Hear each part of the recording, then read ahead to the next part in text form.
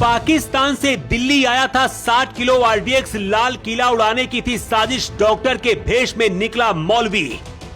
दिल्ली धमाके का ऑर्डर देने वाली महिला आतंकी को फोर्स ने घेरा, सबसे बड़ा खुलासा सुनकर मोदी भी चौंके। कौन है बुर्के वाली महिला? डॉक्टर शाहीन। मोदी के पास पहुंची सीक्रेट रिपोर्ट, मोदी का ऑर्डर मिलते ही एक्शन शुरू। भारत की खुफिया एजेंसियों को भनक लग गई थी, दुनिया के इतिहास में शायद ऐसा पहली बार हुआ है। दिल्ली धमाके में जो प्लान आतंकियों ने बनाया था, उसका खुलासा होने के बाद सिर्फ भारत नहीं बल्कि अमेरिका, इजराइल जैसे देश भी चौकन्ने हो गए। लाल किले के पास जो धमाका हुआ उसमें 10 लोगों की मौत हुई, लेकिन तैयारी ऐसी थी जिसमें यह आंकड़ा 10,000 भी हो सकता था। और इस पूरे ऑपरेशन को पूरा करने के लिए बुर्का गैंग तैयार कर रही थी ये महिला।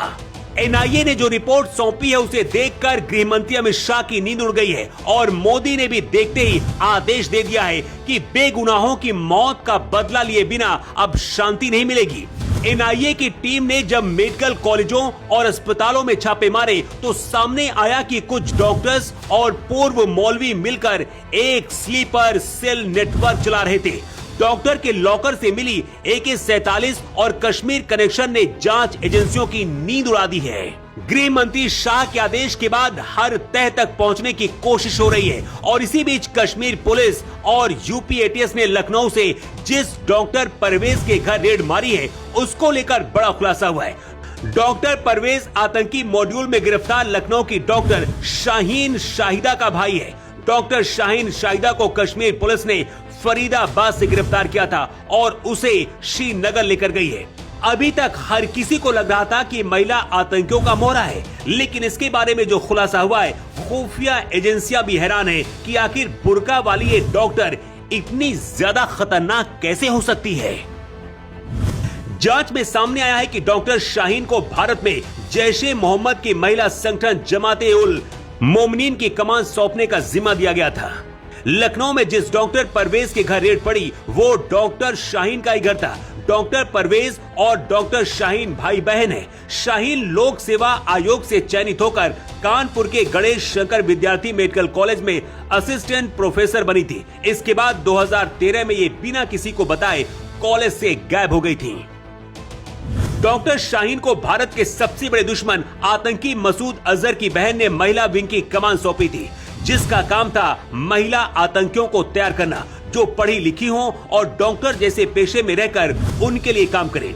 ऐसा भी दावा किया जा रहा है कि जितने भी डॉक्टर आतंकी अभी तक पकड़े गए हैं, गुजरात से कश्मीर और यूपी से हरियाणा तक सभी की ये सरगना थी। अनंतनाग में डॉक्टर के लॉकर से AK-47 मिलने के बाद जम्मू कश्मीर के सभी अस्पतालों और मेडिकल कॉलेजों को सुरक्षा संबंधी सर्कुलर जारी किया गया है। जांच में सामने आया है कि मौलवी इरफान, जो पहले GMC श्रीनगर में पैरा मेडिकल स्टाफ और इमाम था, उसने ही मेडिकल छात्रों को कट्टरपंथी बनाने में अहम भूमिका निभाई। सभी के जैश-ए-मोहम्मद से रिश्ते बताए जा रहे। इन्हीं तीनों ने मिलकर फरीदाबाद दिल्ली मॉड्यूल की नींव रखी थी। पुलवामा आतंकी हमले में आतंकियों ने 60 किलो RDX का इस्तेमाल किया था और तब भी दिल्ली धमाके की तरह कार का इस्तेमाल आतंकियों ने किया था, जिसमें 40 जवान शहीद हुए थे। इस बार 360 किलो अमोनियम नाइट्रेट आतंकियों के पास से पकड़ा गया है। ये इतना ज्यादा है कि पूरा लाल किला इससे तबाह हो सकता है और शायद आतंकियों की ऐसी कोई बड़ी प्लानिंग थी या फिर उससे भी बड़ा कुछ करने की तैयारी थी। भारत के लोगों को अपने देश की खुफिया एजेंसियों पर गर्व करना चाहिए कि इतने बड़े आतंकी मॉड्यूल की प्लानिंग को खत्म कर दिया और जो बचे हैं उनका भी अंत होना पक्का है। गृह मंत्री शाह लगातार अपडेट ले रहे और मोदी ने खुला छूट दी है, कोई भी बचना नहीं चाहिए। अगर जरूरत पड़ी तो पाकिस्तान से भी भारत के दुश्मनों को घसीट कर लाएंगे। शायद ऐसा पहली बार आतंकियों ने इस तरह का प्लान बनाया था जब पेशेवर आतंकियों की जगह जिहादी डॉक्टर का इस्तेमाल किया गया, जो सबसे ज्यादा खतरनाक है।